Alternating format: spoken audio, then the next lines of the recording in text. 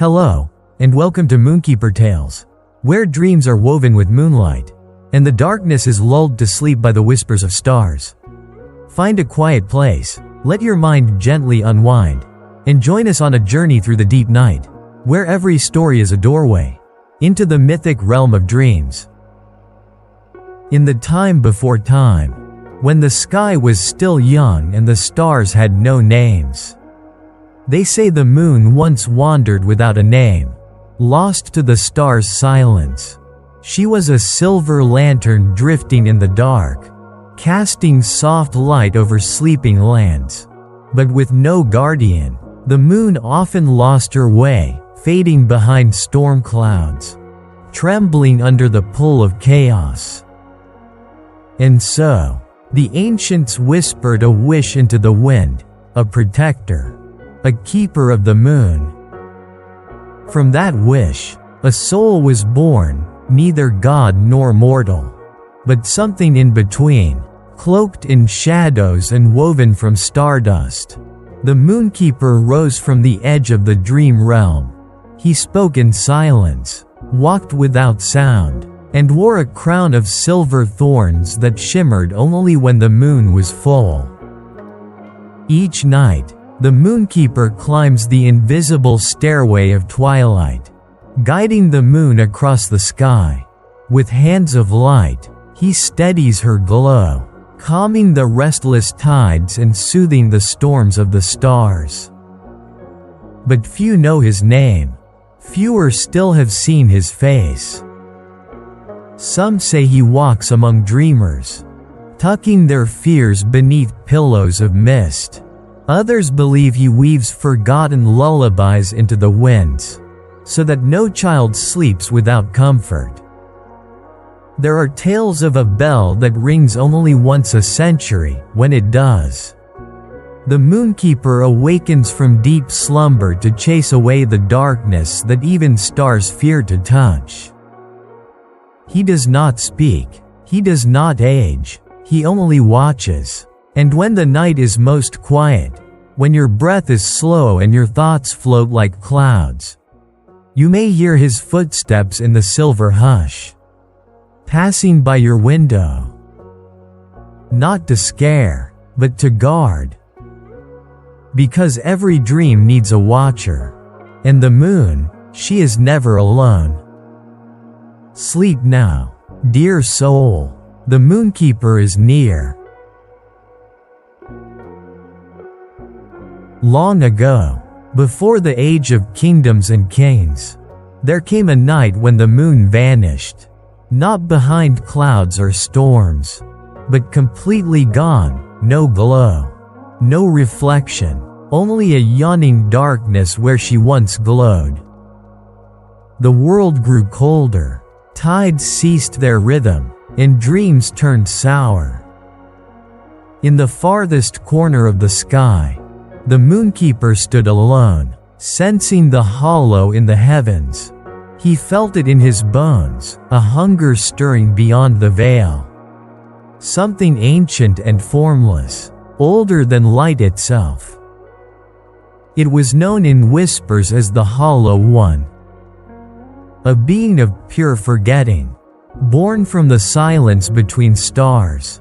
The Hollow One did not seek to rule, only to erase, to swallow moonlight, smother dreams, and unravel the weave of night.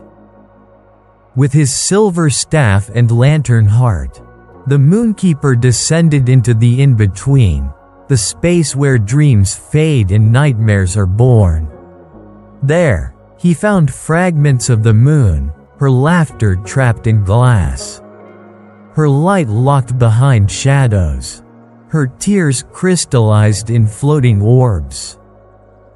Each fragment guarded by nightmares with no shape, only fear. To restore the moon, the Moonkeeper would need to journey through the dreamlands, the forest of echoes, where every thought is heard twice and doubt takes form. The sea of forgotten names, where lost hopes drift like petals. The Clocktower of silence, where time does not move unless remembered. But he would not go alone.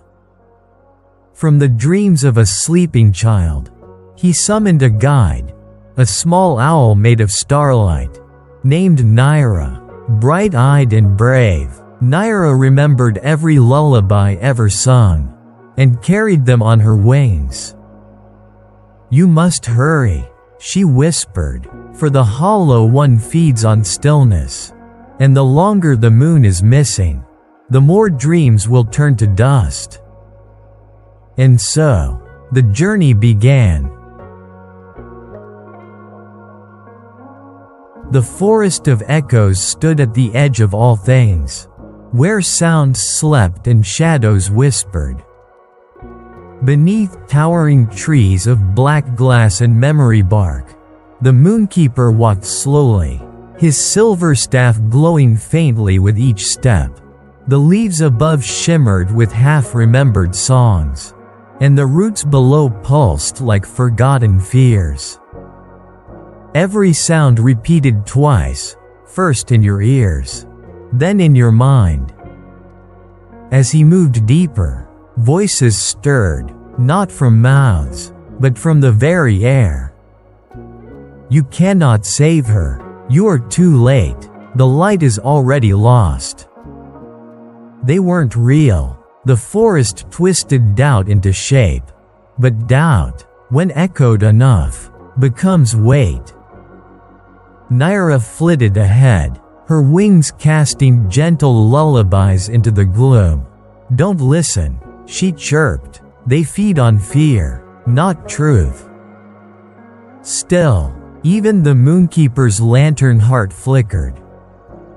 A clearing opened, bathed in pale mist. In the center stood a figure, his shape a perfect reflection of the Moonkeeper himself, but with eyes of ash and a voice that mimicked every word he ever feared to believe. "I was born from you," the echo said, "from every moment you questioned your purpose, every time you feared you were not enough." To pass, the Moonkeeper had to face this version of himself, not with violence, but with acceptance. He lowered his staff. "I know you," he whispered, "and still, I walk." The forest fell silent, the echo fractured, and behind the broken reflection, a shard of the moon floated, soft and glowing. One piece recovered, two more to go. Naira sang a soft note of triumph as the mist parted, revealing a glowing path. Next stop, the Sea of Forgotten Names.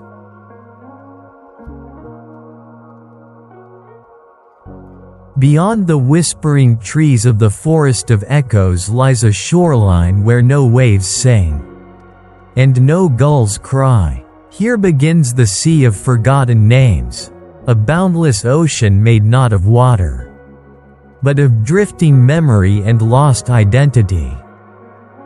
The Moonkeeper stood at its edge, where sand shimmered like stardust and the air tasted of longing.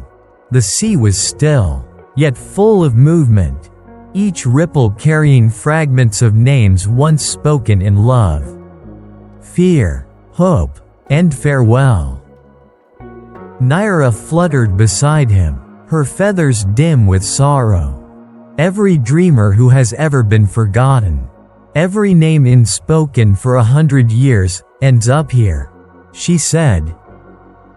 They stepped onto the surface, which held them like glass, though it moved like breath. Around them floated petals of parchment and threads of broken lullabies. A child's whispered nickname, a sailor's final cry, a name etched into the bark of a tree, long decayed. Suddenly, from the quiet, rose a hum, not a melody, but a murmur of forgotten voices. And then, she appeared. A woman of seafoam and silence, her hair woven from faded letters, her gaze hollow yet deep. She was the nameless queen, the one who guards what the world no longer remembers. "You seek a shard of the moon," she spoke, her voice both wind and wave. "But to take it, you must offer what you cherish most, one name. From your soul, never to speak again." The Moonkeeper stood silent. He had no past, no kin. He had never known a name, only duty. Only silence. But Naira, she had sung every name, remembered every sleeper's whisper. "I will give mine," Naira said gently. "I am only a spark. But he is the flame." The Moonkeeper turned sharply, but the owl smiled, her glow tender. With a soft note, she whispered her name once more, Naira, and it vanished. Taken by the sea, swallowed without ripple. The nameless queen bowed. A second shard of the moon rose from the sea's depths, glowing like tearlight. The Moonkeeper caught it in his lantern heart, and the sky trembled faintly, as if in relief. The path forward shimmered again. Far ahead, silhouetted against the last veil of night, rose the outline of a tower, its hands frozen, its bells long silent.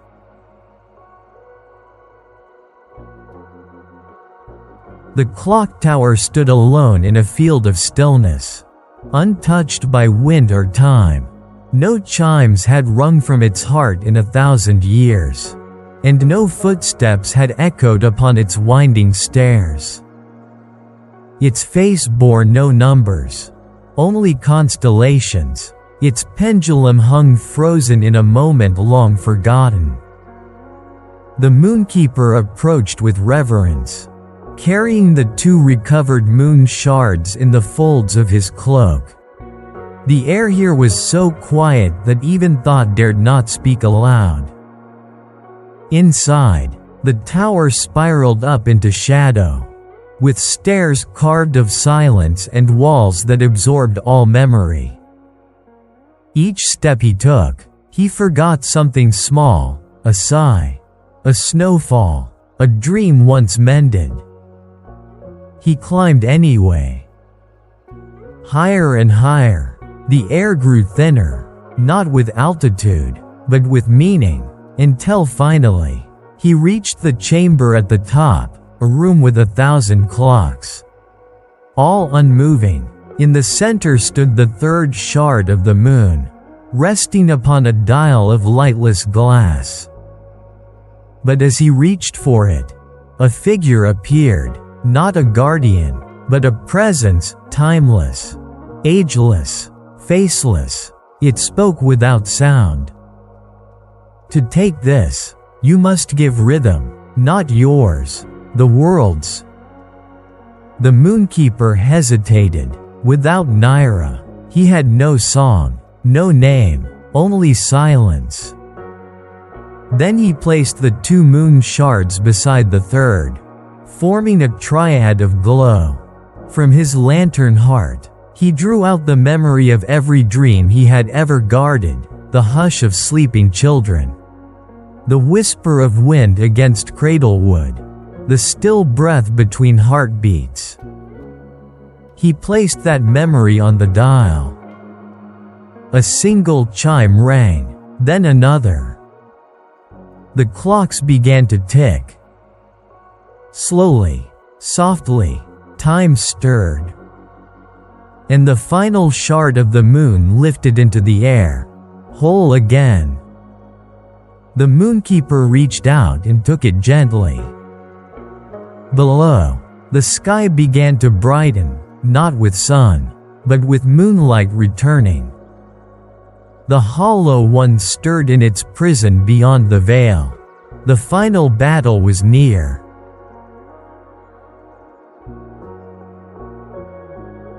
The veil that separated the world of dreams from the endless void shimmered like a curtain of smoke and glass. Beyond it, the Hollow One waited, not with rage, but with hunger. The Moonkeeper stood before the veil, moon restored and heart heavy. Behind him, the night was beginning to mend, but ahead lay the last crossing. He stepped forward, and the veil parted without sound.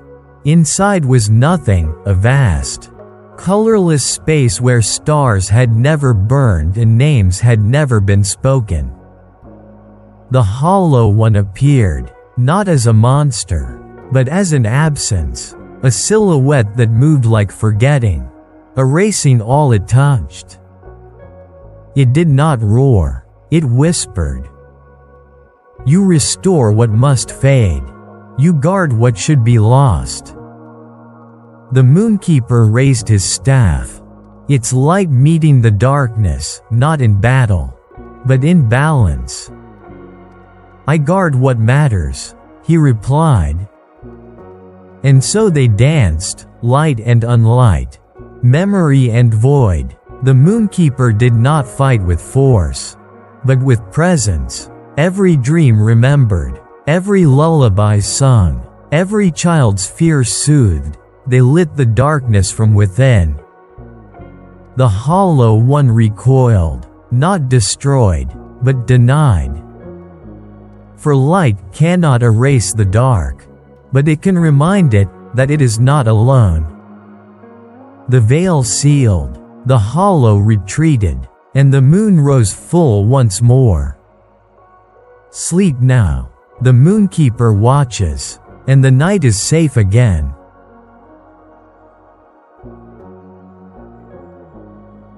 In the aftermath of silence, when the moon had been restored and the Hollow One retreated, the Moonkeeper felt an unfamiliar stirring, not of duty, but of loss. Without Naira's gentle presence, the night felt too vast, too quiet.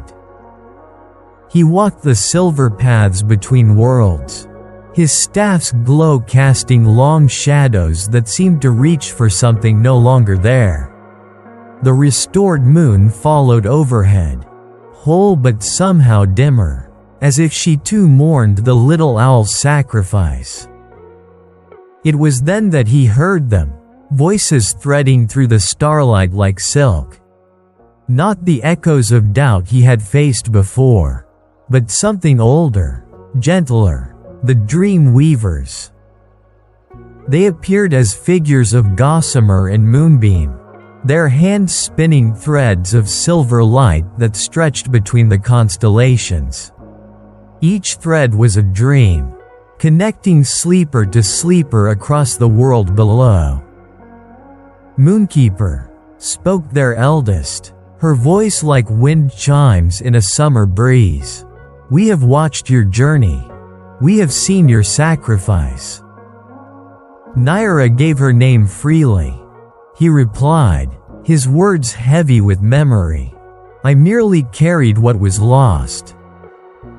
The dream weaver smiled, her fingers never ceasing their work.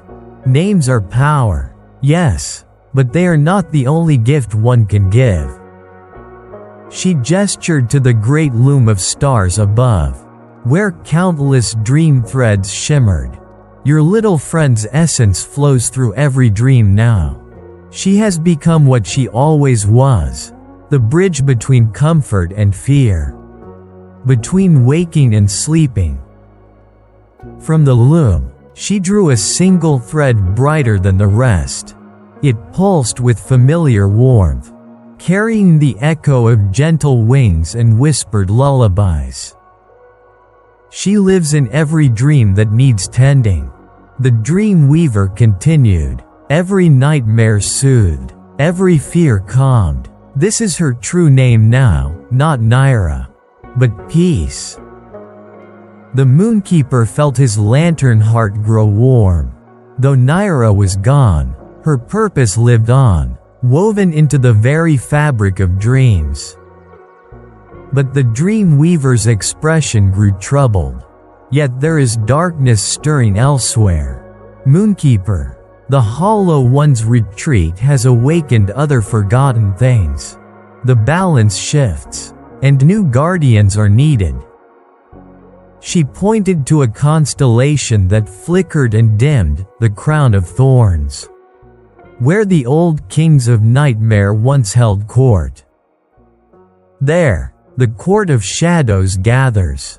They seek to claim what the Hollow One could not to erase dreams, but to twist them into instruments of control. The Moonkeeper gripped his staff tighter. His work, it seemed, was far from over. "I will go," he said simply. The Dream Weaver nodded. "But this time, you will not go alone." She wove the bright thread into a small form, not quite owl, not quite star, but something that carried the essence of both. A new companion flickered to life, glowing with gentle warmth. Not Naira returned, but Naira transformed. "I remember lullabies," it whispered, voice like distant song. "I remember your kindness." The Moonkeeper smiled, the first smile he had worn since time began. "Then we walked together, old friend, into whatever darkness awaits."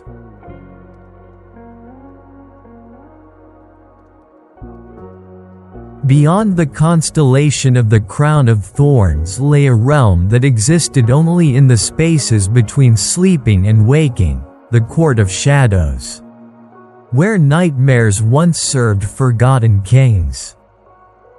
The Moonkeeper and his reborn companion approached through veils of twilight, past gardens of glass flowers that sang with the voices of lost dreamers. Here, shadow had weight and whispers held power. The court itself was a palace of crystallized fear, its walls built from anxieties that never faded, its spires twisted from the screams of those who woke too late. Yet it was beautiful in its darkness, terrible and elegant. At its heart sat 3 thrones, each carved from a different shade of shadow. Upon them sat the Shadow Kings, not monsters, but fallen guardians who had once protected dreams as the Moonkeeper did. The first was Malphas, the Weaver of Guilt, whose crown was made of thorns that bled silver tears. He spun regrets into nightmares that followed dreamers into waking. The second was Belith, the Keeper of Doubts, her gown sewn from the whispers of what if and if only. She collected uncertainties like precious stones. The third was Andromalius, the Judge of Worth, whose eyes held the weight of every dreamer's self-condemnation. His throne was built from mirrors that showed only flaws. "Moonkeeper," Malphas spoke, his voice like autumn leaves. "You come to our court as conqueror or guest?" "As neither," the Moonkeeper replied, his staff's light steady but not aggressive. "I come as one guardian to others, seeking understanding." Belith laughed, the sound like breaking glass. "Understanding? We were guardians once, like you. But we learned the truth. Dreams are not meant for comfort. They are meant for growth. And growth requires pain." The Hollow One sought to erase. Andromalius added, his voice heavy as stone. "We seek to refine, to burn away weakness with fear, to forge strength from suffering." The Moonkeeper's companion flickered with agitation. "Peace cannot grow in soil poisoned by terror," it whispered. "Can it not?" Belith rose from her throne, her gown rustling with unspoken worries. "Tell me, Moonkeeper, have you never learned from your fears? Never grown stronger from facing what terrifies you?" The Moonkeeper was silent. He remembered the forest of echoes. How facing his own doubt had freed the first moon shard. Perhaps there was truth in their words. But he also remembered children waking in tears. Their dreams turned to ash by nightmares that served no purpose but cruelty. Fear has its place, he said finally, but not as a master. Only as a teacher that knows when the lesson is learned. Pretty words, Malphas scoffed, but the dreamers below grow soft under your protection. How will they face the waking world's true darkness? In response, the Moonkeeper raised his staff higher. Show me, he said, show me a dreamer you have strengthened, and I will show you what gentleness can build.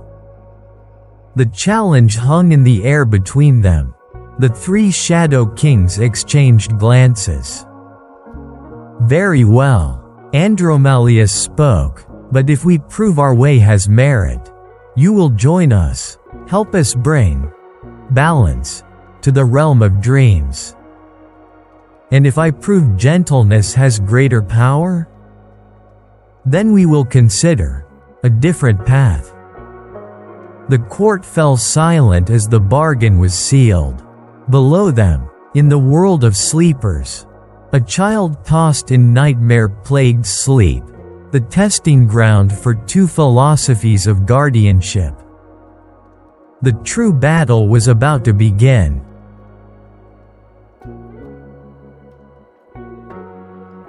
Her name was Luna, and she was 7 years old when the nightmares began.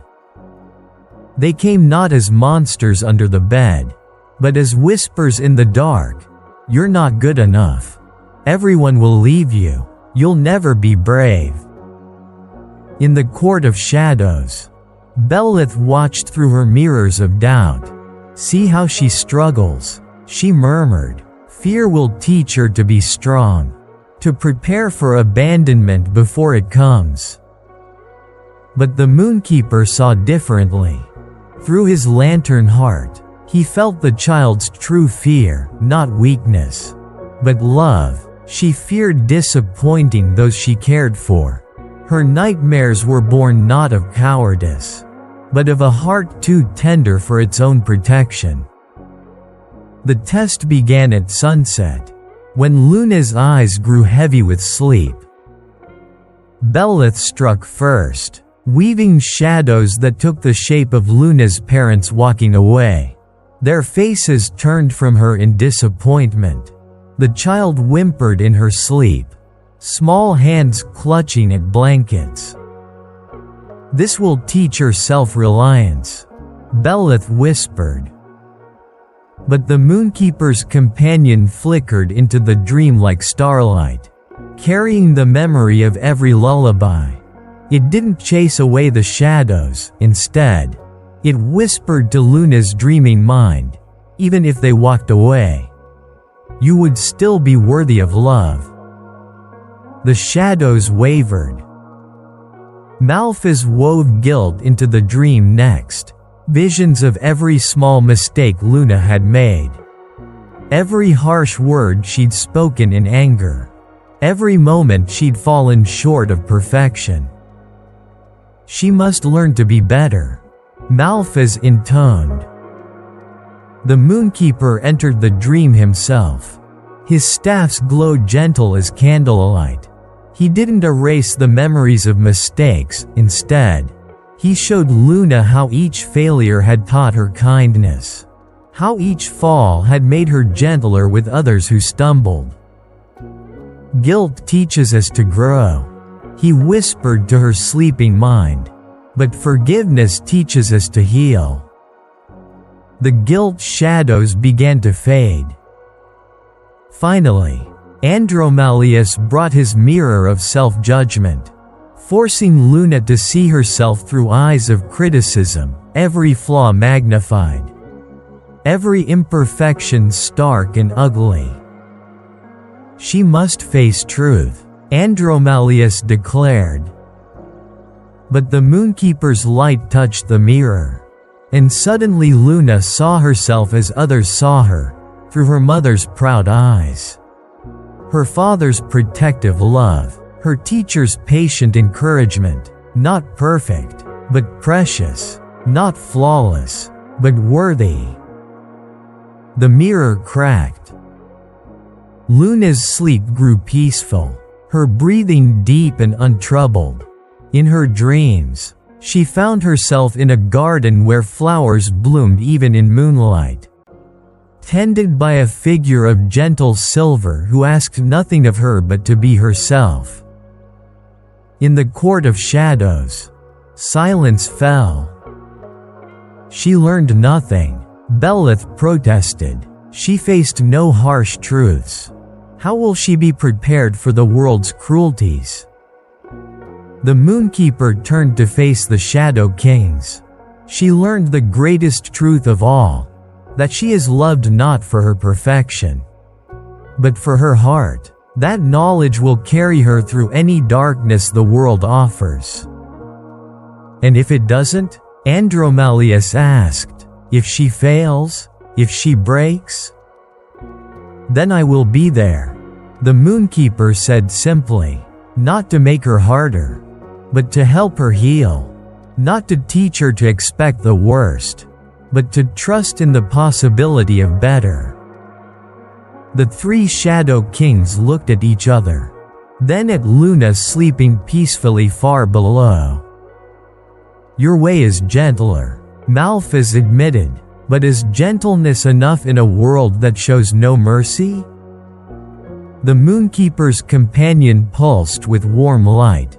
Gentleness is not weakness. It sang softly. It is the strength to remain soft in a hard world. To offer comfort when comfort seems foolish. To believe in light when surrounded by darkness. For the first time in eons, the Shadow Kings felt something they had forgotten: hope.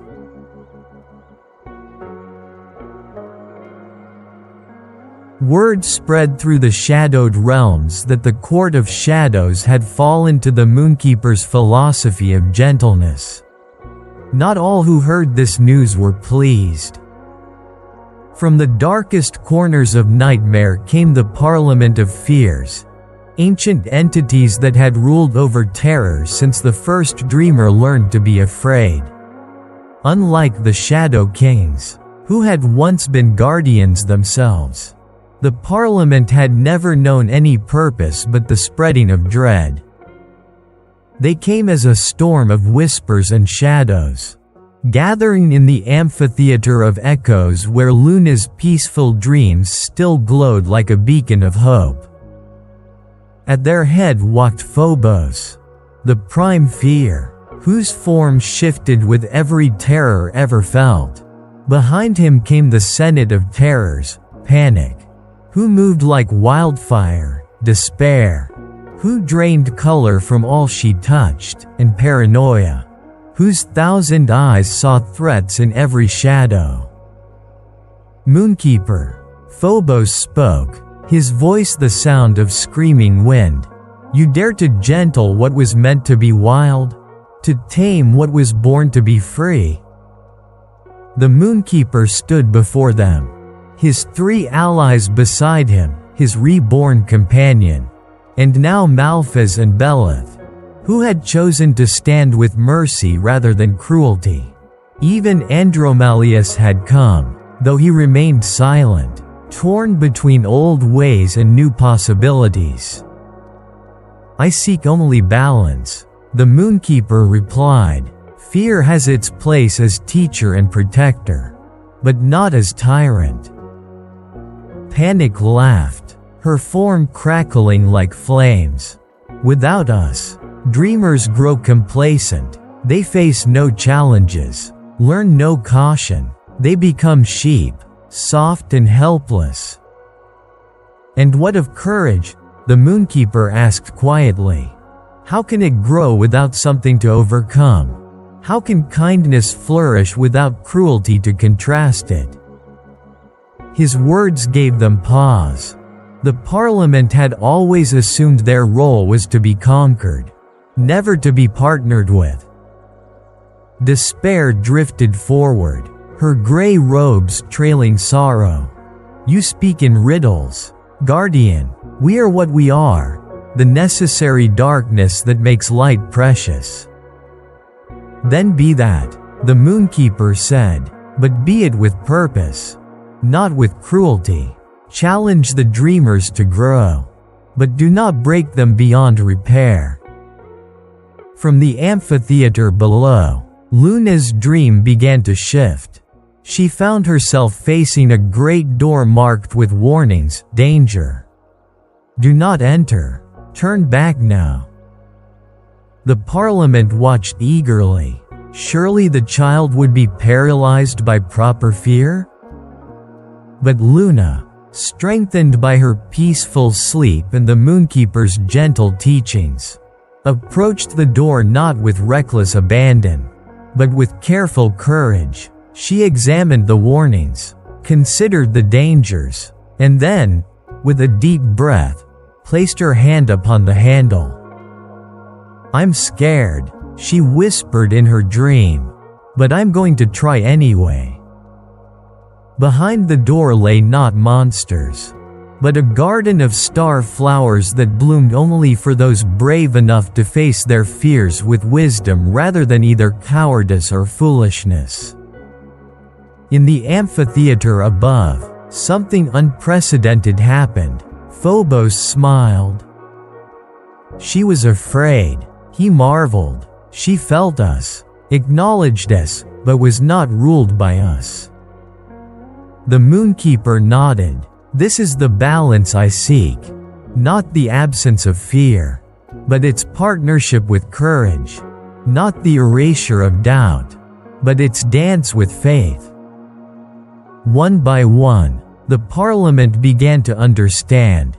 They were not meant to be abolished, but transformed, from tyrants into teachers, from torturers into tough but fair instructors. Paranoia's thousand eyes blinked in consideration. If we moderated our approach, if we taught wariness without teaching despair, if we challenged without crushing, panic added, her flames settling to a warm glow. If we showed hard truths without destroying hope, despair whispered, the gray of her robes lightening to silver. The Moonkeeper extended his staff, its light encompassing them all. Then you would become what you were always meant to be, not enemies of dreams, but their guardians in a different form. And so, in the amphitheater of echoes, a new covenant was born.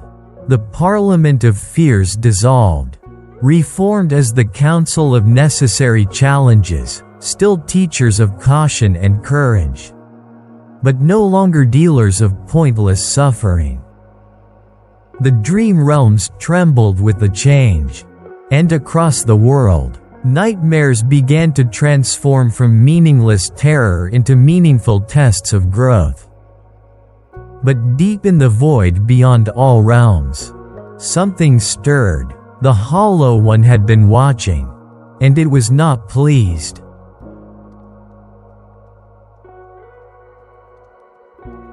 The change rippled through every dream, every nightmare, every half-remembered sleep across the world. Where once there had been simple terror or simple peace, now there was complexity, fears that taught rather than tormented, challenges that strengthened rather than broke. The Moonkeeper walked the silver paths between dreams, his heart lighter than it had been in eons. His companion flickered beside him, no longer the simple echo of Naira but something new, a synthesis of comfort and wisdom that carried lullabies for the weary and songs of courage for the afraid. Behind them came their unlikely alliance, Malfa's weaving lessons from regret, Belith's spinning strength from uncertainty, and even Andromalia's learning to judge with compassion rather than condemnation. The former Parliament of Fears had spread throughout the dream realms, taking on new roles as teachers and guides. But in the space between spaces, where even darkness feared to tread, the Hollow One gathered its strength. It had watched the Moonkeeper's victory, seen fear transformed into wisdom, terror reshaped into growth, and it understood, with the cold clarity of the void, that its original approach had been flawed. You cannot erase what constantly recreates itself, but you can corrupt it from within. The first sign was subtle, a dream that taught its lesson too harshly. A fear that pushed just slightly too far. A child in Tokyo woke screaming not from ordinary nightmare, but from a teaching dream that had forgotten mercy. An old man in Prague found his sleep haunted by regrets that taught but also tormented. Lessons laced with a cruelty that hadn't been there before. The Moonkeeper felt it first as a discord in his lantern heart, the careful harmony he had built beginning to fracture.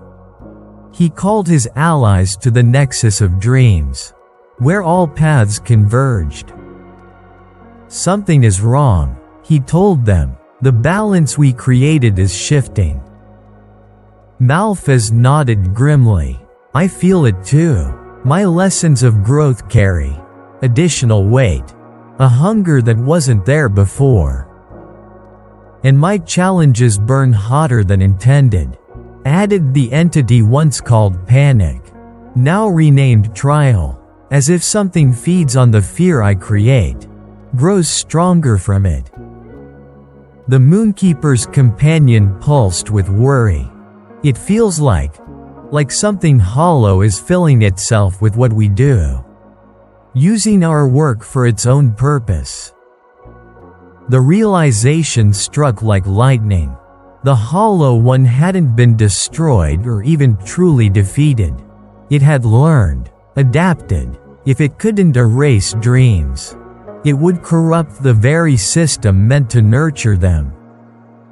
"It's using us," the Moonkeeper whispered. "Every fear we create, every challenge we present, it's feeding on them, turning them from tools of growth into weapons of despair." In the void between realms, the Hollow One smiled, not with a mouth, for it had none, but with the satisfaction of perfect strategy. Let the Moonkeeper and his allies create all the fears and challenges they wished. Let them believe in their noble purpose.